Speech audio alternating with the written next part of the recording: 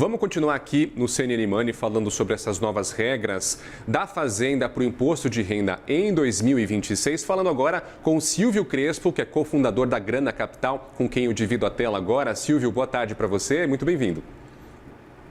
Boa tarde, Gustavo. Obrigado pelo convite. Eu que agradeço a sua participação. Olha só, puxando a sardinha aqui para a gente, estou com um PDF aberto aqui dessa live que o Silvio Barreirinhas fez para divulgar essas novas regras. Eu vejo aqui que o limite de ações em Bolsa de Valores subiu para R$40 mil. Só que a obrigatoriedade de declarar, quem teve lucro tributável isso continua inalterado. Você, na sua visão, isso cria uma armadilha aqui para o pequeno investidor que vendeu R$5 mil com lucro e acha que está isento, Silvio? É verdade. As pessoas precisam ficar bem atentas às regras, porque, de fato, se a pessoa olha para alguns critérios e não olha para os critérios totais que fazem com que alguém fique obrigado a declarar, ela pode se confundir e aí pode acabar vir a tendo algum problema com a Receita futuramente. Eu acredito que esse é um ponto importante, mas esse ainda não é o ponto mais importante na nossa visão, que confunde as pessoas, especificamente os investidores de renda variável. O que mais confunde o investidor de renda variável é não saber que a maior parte dos dados que ele precisa declarar não aparece nem na declaração pré-preenchida, nem nos informes que os bancos e as corretoras enviam para os usuários, para os contribuintes, e também não está nas informações que a gente consegue ter acesso pelo portal do investidor da B3. As pessoas confundem muito isso e é muito comum a pessoa entrar no portal do investidor achando que ali ela vai ter as informações, ela puxa o extrato referente à situação em dezembro de 2025 e de 2024 e acha que as informações estão ali. Mas, na verdade, não são exatamente aquelas as informações que a Receita pede. Então, ainda existem diversos pontos de confusão, especialmente para o investidor de renda variável, Ponto de confusão que eu digo não que não esteja claro do ponto de vista das regras, mas é que para a pessoa leiga, para quem para uma vez por ano para pensar nesse assunto, acaba muitas vezes se confundindo um pouco.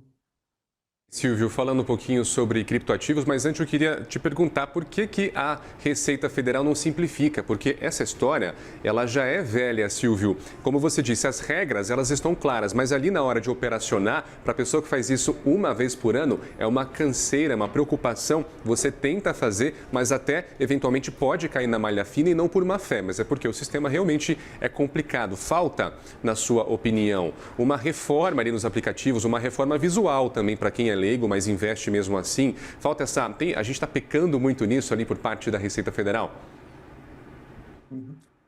Ainda é muito difícil para a pessoa física fazer todo esse acompanhamento de compras e vendas de ativos ao longo do ano inteiro, calcular o valor que ele precisa pagar no DARF ao longo do ano todo. Então, a cada mês que a pessoa tem um lucro tributável, ela precisa calcular e é o próprio investidor que precisa saber qual que é a alíquota que ele tem que aplicar, ele precisa saber se ele se enquadrou na regra de isenção ou não, e aí as pessoas se confundem porque às vezes ela pensa que ela está na regra de isenção porque ela vendeu menos do que R$20 mil, mas vai ver, quando você vai ver ali o caso específico, ela vendeu menos do que R$20 mil, mas, por exemplo, em fundos imobiliários, que não entra nessa regra.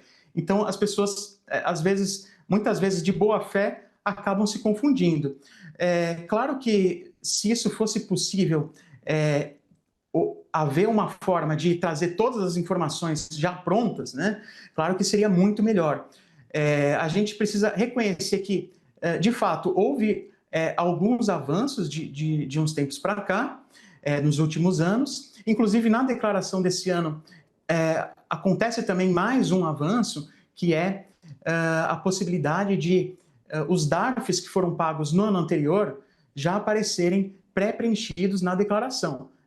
Porém, isso ainda é insuficiente. De fato, os cálculos e a parte mais complicada dos cálculos mesmo ainda acaba ficando para o contribuinte mesmo. Então, para quem não é especialista nisso, acaba tendo que recorrer a algum especialista ou a algum sistema automatizado que ajude a pessoa a cumprir com as obrigações da Receita de forma segura e de forma também que seja com menos dor de cabeça, que é se você ficar fazendo todos os seus cálculos sozinho.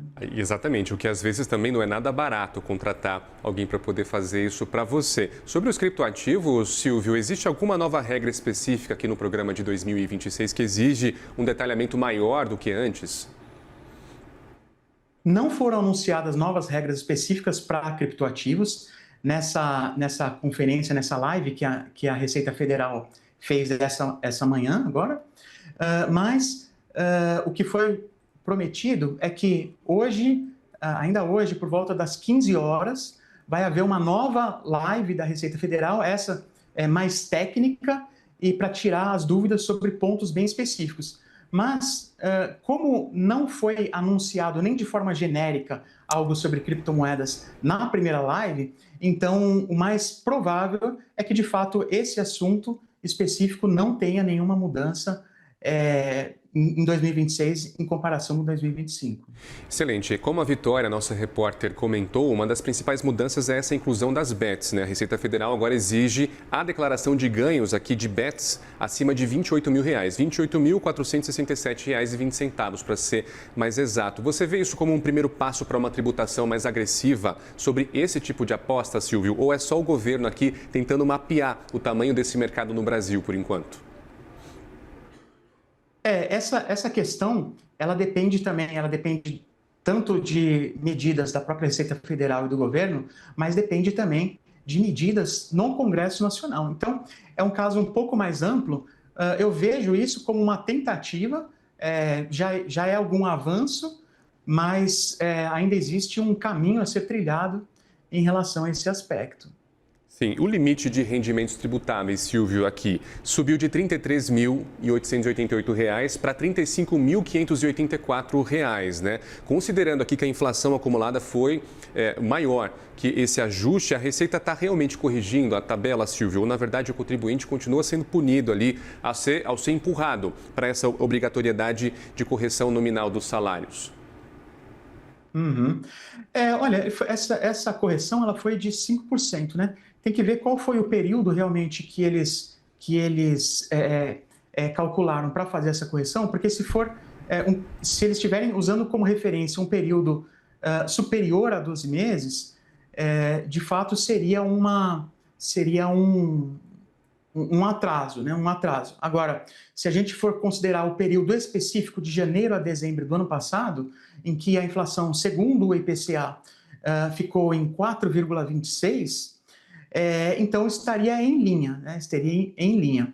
Agora, existe também um atraso em relação ao reajuste desse valor de obrigatoriedade, que ele vem acumulado de anos, né? Então, se a gente for pegar desde o período do início do Plano Real, ele está realmente extremamente defasado. Então, até esse momento, ele não recuperou todas as defasagens que haviam sido acumuladas anteriormente.